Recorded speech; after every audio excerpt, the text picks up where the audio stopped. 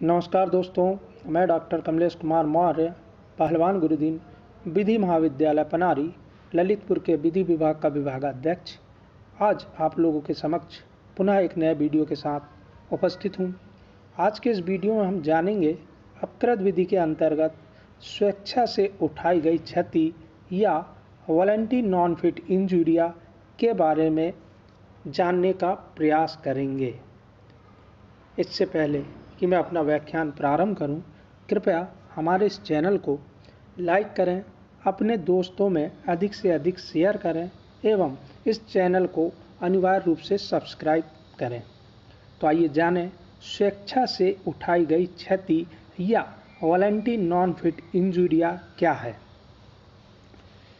स्वेच्छा से उठाई गई हानि अथवा स्वेच्छा से मोल लिया गया खतरा अपकृत का एक अच्छा बचाव माना जाता है। जहाँ कोई कार्य किसी व्यक्ति की सहमति से किया जाता है, तब ऐसे कार्य से कार्य क्षति अथवा हानि अभियोज्य नहीं होती है। इसे वॉलंटरी नॉन फिट इंजुरिया का सिद्धांत कहते हैं। दूसरे शब्दों में, जब कोई व्यक्ति अपनी सहमति अथवा सम्मति से स्वयं को हानि पहुंचाता है, तो अपकृत विधि के अंतर्गत उसके लिए कोई उपचार उपलब्ध नहीं है, अर्थात ऐसा व्यक्ति अन्य व्यक्ति से नुकसानी पाने का हकदार नहीं है। सूत्र वॉलंटरी नॉन फिट इंजुरिया 3 शब्दों से मिलकर बना है, अर्थात वॉलंटरी अर्थात स्वेच्छापूर्वक, नॉन फिट अर्थात योग्य नहीं एवं इंजुरिया अर्थात विधिक क्षति अथवा हानि। इन तीनों का मिला जुला अर्थ है स्वेच्छापूर्वक किए गए कार्य से कारित क्षति अभियोज्य अर्थात वाद योग्य नहीं होती है। इस संदर्भ में एक मामला देखें हम। स्मिथ बनाम बेकर एंड सन्स 1891 SC 329 के मामले में लॉर्ड हर्शेल द्वारा इस सिद्धांत की व्याख्या करते हुए कहा गया है कि यह नियम, यह सिद्धांत, यह बोध तथा न्याय पर आधारित है। वह व्यक्ति जो किसी कृत्य को आमंत्रित करता है या अपने प्रति किए जाने के लिए सम्मति देता है, तो ऐसे कार्य से कारित क्षति के लिए वह दोष के रूप में परिवाद या शिकायत नहीं कर सकता है। सम्मति अभिव्यक्त, एक्सप्रेस या विवक्षित, एम्प्लाइड अथवा आचरण द्वारा वह कंडक्ट हो सकती है। सामान्यतः सभी प्रकार के खेलों जैसे क्रिकेट, मुक्केबाजी, घुड़दौड़ आदि में विवक्षित सम्मति निहित रहती है। इससे संबंधित केस हॉल बनाम Brooklands Auto Racing Club 1932, All India Report 2208 का इस विषय पर एक अच्छा मामला है। इसमें वादी प्रतिवादी के क्लब में बैठा वाहनों की दौड़ देख रहा था। तभी 2 वाहनों में टक्कर हो जाने से एक वाहन दर्शकों के बीच आ गिरता है और वादी क्षतिग्रस्त हो जाता है। वादी प्रतिवादी के विरुद्ध नुकसानी का वाद लाता है। न्यायालय द्वारा वादी का वाद खारिज करते हुए यह कहा गया कि उस जोखिम के लिए वादी ने अपनी विवक्षित सम्मति दी थी। ऐसा ही एक और मामला हेयंस बनाम Harwood and sons 1934, All India Report 103 का है। इसमें प्रतिवादी की 2 घोड़ों वाली एक गाड़ी को उसके सेवक बिना किसी देखरेख में पैराडाइज स्ट्रीट रोथ राइड में छोड़कर कहीं चले गए। एक बालक ने उन घोड़ों पर पत्थर मारा, जिससे भड़ककर वे भागने लगे। सड़क पर काफ़ी भीड़ थी, अतः उसमें कई लोगों के जीवन का संकट उत्पन्न हो गया। एक महिला व कुछ बच्चों के उस गाड़ी के नीचे आ जाने की संभावना पुलिस के एक सिपाही को हो गई थी। उसने अपने प्राणों की परवाह किए बिना उन घोड़ों को पकड़ने का प्रयास किया, जिससे वह जख्मी हो गया। उसने प्रतिवादी के विरुद्ध नुकसानी का वाद दायर किया। प्रतिवादी की ओर से यह तर्क प्रस्तुत किया गया कि इस घटना में उसकी ओर से कोई उपेक्षा नहीं बरती गई थी तथा वादी ने यह कार्य स्वेच्छा से किया था, अतः वह नुकसानी पाने का हकदार नहीं है। लेकिन न्यायालय ने इस तर्क को नहीं माना और कहा कि ऐसे मामलों में सम्मत क्षति अपकृत नहीं होती का नियम लागू नहीं होता है।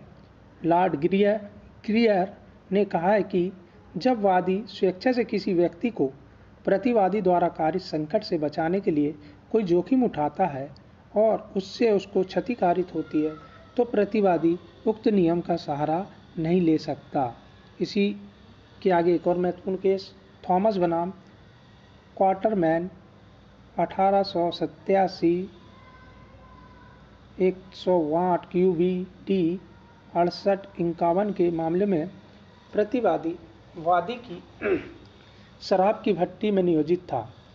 इस नियोजन के दौरान वह जलती हुई भट्टी में गिरकर क्षतिग्रस्त हो गया। न्यायालय ने इसके लिए प्रतिवादी को उत्तरदायी नहीं माना और कहा कि खतरा स्पष्ट था तथा वादी ने स्वेच्छा से नियोजन स्वीकार किया था। इसी तारतम्य में एक और next case, Imperial Chemical Industries Limited versus Shatwell 1964-72 All India Report 999 के मामले में यह कहा गया कि यदि कोई कर्मकार अपने कर्तव्यों का निर्वहन करने में नियोजक द्वारा दी गई विधिक चेतावनी या हिदायतों की उपेक्षा करता है और इससे उसको कोई क्षति पहुंचती है, तो ऐसे कर्मकार की सम्मति से कारित क्षति मानी जाएगी। नेक्स्ट केस, एलॉट बनाम विक्स 130 ऑल इंडिया रिपोर्ट 911 के एक और मामले में इस विषय पर सुंदर प्रकाश डाला गया है। इसमें प्रतिवादी की भूमि में मशीन गन लगी हुई थी जो बिजली के तारों से संबंधित थी। इस बात का ज्ञान वादी को था, लेकिन उसे यह मालूम नहीं था कि मशीन गन किस जगह है। वादी उस भूमि में प्रवेश करता है और क्षतिग्रस्त हो जाता है। न्यायालय ने इसके लिए प्रतिवादी को उत्तरदायी नहीं माना और कहा कि इसमें वादी का आशय स्पष्ट होता है। Next case, Padmavati versus Danayak 1975 SC 222 के मामले में एक वाहन चालक जब पेट्रोल लेने के लिए जीप ले जा रहा था, तब दो अजनबी व्यक्ति उसमें स्वेच्छा से बैठ गए। रास्ते में अचानक एक्सल में लगा बोल्ट निकल जाने से जीप पलट गई।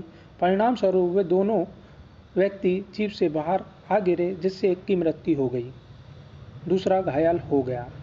उच्च न्यायालय ने इस घटना के लिए ना तो जीप के चालक को दोषी माना और न जीप के स्वामी को, क्योंकि प्रथमतः यह एक दुर्घटना थी और दूसरा वे व्यक्ति स्वेच्छा से जीप में बैठे थे। इससे संबंधित अब हम देखेंगे आवश्यक शर्तें। उपरोक्त विवेचन से उक्त नियम अथवा सूत्र की प्रयोज्यता के लिए निम्नांकित शर्तें परिलक्षित होती हैं। पहला, किसी कार्य को करने के लिए सम्मति होनी चाहिए। दूसरा, सम्मति स्वैच्छिक होनी चाहिए। तीसरा, सम्मति वैध कार्यों के प्रति होनी चाहिए। चौथा, जोखिम अथवा खतरे के ज्ञान मात्र से सम्मति की उपधारणा नहीं की जानी चाहिए। पांचवा, प्रतिवादी द्वारा किया गया कार्य वही होना चाहिए जिसकी सम्मति दी गई थी तथा छठवां, कृत उसी सीमा तक किया जाना चाहिए जिस सीमा तक उस कृत को करने के लिए सहमति दी गई थी। उपरोक्त शर्तों से जुड़े अनेक न्यायिक निर्णय आर बनाम डोनोवेल 1934 2KB 493 के मामले में अब निर्धारित किया गया कि बॉक्सिंग के खेल के लिए यह आवश्यक है और नियम भी है कि दास्ताने पहनकर खेल खेला जाए। यदि कोई व्यक्ति इस नियम का उल्लंघन कर नंगे हाथ मुक्केबाजी करता है या तेज धार वाले हथियारों का प्रयोग करता है, तो यह अवैध कार्य होगा और ऐसे मामलों में सम्मति का लाभ नहीं मिल सकेगा। नेक्स्ट केस, लैन बनाम हॉलोव 1968 फर्स्ट QB 379 के मामले में वादी एवं प्रतिवादी के बीच साधारण झगड़ा हो जाता है। वादी प्रतिवादी को हल्का सा धक्का मार देता है, जिससे उत्तेजित होकर प्रतिवादी वादी की आंख में मुक्का मार देता है। जब मामला न्यायालय में जाता है तो यह निर्धारित किया जाता है कि झगड़ा साधारण तौर पर झगड़े के तौर में तो दोनों की सम्मति मानी जा सकती है, लेकिन मुक्का मारने वाले संकटापन्न कृत्य के लिए सम्मति नहीं मानी जा सकती। इसी तारतम्य में एक और नेक्स्ट केस, स्टेमलर बनाम Clay Cross Company Limited 1956 two All India Report 665 के मामले में कहा गया कि इस नियम की प्रयोज्यता के लिए यह आवश्यक है कि किया गया कार्य वही होना चाहिए जिसके लिए वादी द्वारा सम्मति प्रदान की गई थी। स्वैच्छिक सम्मति पर एक और नेक्स्ट केस देखेंगे हम। आर बनाम विलियम्स 1942 फर्स्ट क्यूबी 340 का एक अच्छा प्रकरण है। इसमें एक संगीत शिक्षक ने अपनी 16 वर्षीय शिष्या के साथ यह कहते हुए संभोग किया कि ऐसा किया जाना उसकी आवाज़ सुधारने के लिए आवश्यक है। न्यायालय ने इसमें बालिका की सम्मति नहीं मानते हुए इसे बलात्कार माना, क्योंकि वह बालिका यह नहीं जानती थी कि उसके साथ बलात्कार किया जाएगा। वह कार्य की प्रकृति को भी नहीं जानती थी तथा वह इस भ्रम में रही कि संगीत शिक्षक आवाज़ सुधारने के लिए कोई शल्य क्रिया करना चाहता है। इससे संबंधित अब हम देखेंगे परिसीमाएं क्या है। सम्मत कार्य से क्षति नहीं होती वॉलेंट नॉन फिट इंजूरिया नामक सूत्र की कतिपय परिसीमाएं हैं, अर्थात वह सूत्र निम्नलिखित मामलों में लागू नहीं होता है। पहला, यह सूत्र विधिक कर्तव्य भंग के मामलों में लागू नहीं होता। यदि कोई व्यक्ति अथवा संस्था ऐसे किसी कर्तव्य का उल्लंघन करती है जो विधि द्वारा उस पर अधिरोपित किया गया है, वहाँ उसे कारित क्षति पर सहमति का सूत्र लागू नहीं होगा। उदाहरणार्थ, श्रम विधि के अंतर्गत यदि यह नियम अथवा कानूनी व्यवस्था है कि किसी कारखाने में रात्रि में महिलाओं को नियोजित या नियोजन पर नहीं रखा जाएगा, तब इस नियम का उल्लंघन करते हुए यदि किसी महिला को नियोजन पर रखा जाता है और उससे उस महिला को क्षतिकारित हो जाती है, तो नियोजन यह बचाव नहीं ले सकेगा कि महिला स्वयं रात्रि नियोजन पर आने के लिए सहमत हो गई थी। सेकेंड, बचाव डिफेंस के मामले में यह नियम अथवा सूत्र लागू नहीं होता। इसके अनुसार यदि कोई व्यक्ति प्रतिवादी के गलत कार्य से उत्पन्न खतरे से किसी को बचाने के लिए स्वेच्छा से कोई जोखिम उठाता है, तो वहाँ ये सूत्र लागू नहीं होते हैं। इसी संबंध में एक और कोई केस, ब्रांड बनाम ऑन्सबर्न 1924 फर्स्ट केबी 548 का एक और अच्छा मामला है। इसमें वादी एवं उसकी पत्नी एक दुकान में सामान खरीद रहे थे। प्रतिवादी अपनी दुकान पर छत की मरम्मत करा रहा था। सेवक की गलती से शीशे के कुछ टुकड़े नीचे गिर गए और वादी को लग गए। वादी को संकटापन्न स्थिति में जानकर उसकी पत्नी ने उसे वहां से हटने का प्रयास किया, जिससे उसके पैर में चोट आ गई। न्यायालय ने कहा, वादी की पत्नी अंशदायी असावधानी की दोषी नहीं है और उसने वही किया जो ऐसी परिस्थितियों में एक विवेकशील अथवा सामान्य प्रज्ञावान व्यक्ति करता है। यहाँ यह सूत्र लागू नहीं होगा।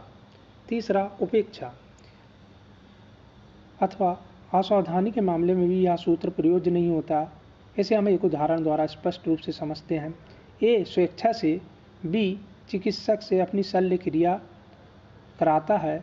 शल्य क्रिया की असफलता के लिए बी उत्तरदायी नहीं होगा, लेकिन यदि शल्य क्रिया बी की असावधानी अथवा उपेक्षा से असफल हो जाती है तो बी इसके लिए उत्तरदायी होगा, क्योंकि वहाँ ए की सम्मति बी के असावधानीपूर्ण कार्य के लिए नहीं थी।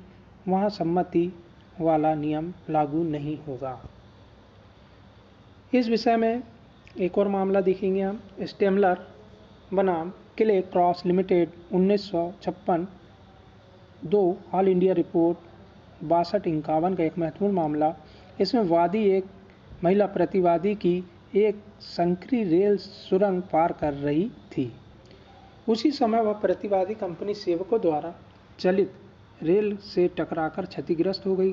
कंपनी को इस बात का ज्ञान था कि आम जनता उस रास्ते से आती जाती है और उसने चालकों को यह निर्देश दे रखा था कि सुरंग पार करते समय वे निरंतर सीटी बजाते रहें और गाड़ी की गति को धीमी रखें।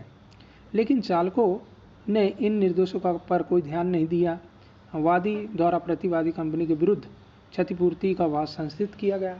प्रतिवादी ने वॉलंटरी नॉन फिट इंजूरिया के नियम का बचाव लिया। न्यायालय ने प्रतिवादी के तर्क को नहीं मानते हुए उसे अपकृत के लिए उत्तरदायी ठहराया। यद्यपि वादी को सुरंग पार करते समय आसन्न खतरे का ज्ञान था, लेकिन ऐसा ज्ञान मात्र रेल के सामान्य अवस्था में चलने के संबंध में था, न कि असावधानी से चलाए जाने के संबंध में। इस प्रकार उपरोक्त विवेचन से वॉलंटरी नॉन फिट इंजूरिया की 3 परिसीमाएं स्पष्ट होती है। पहला, विधिक कर्तव्य भंग के मामले में, दूसरा बचाव के मामले में, तथा उपेक्षा या असावधानी के मामले में। आई होप यह वीडियो आपको बहुत पसंद आया होगा। धन्यवाद।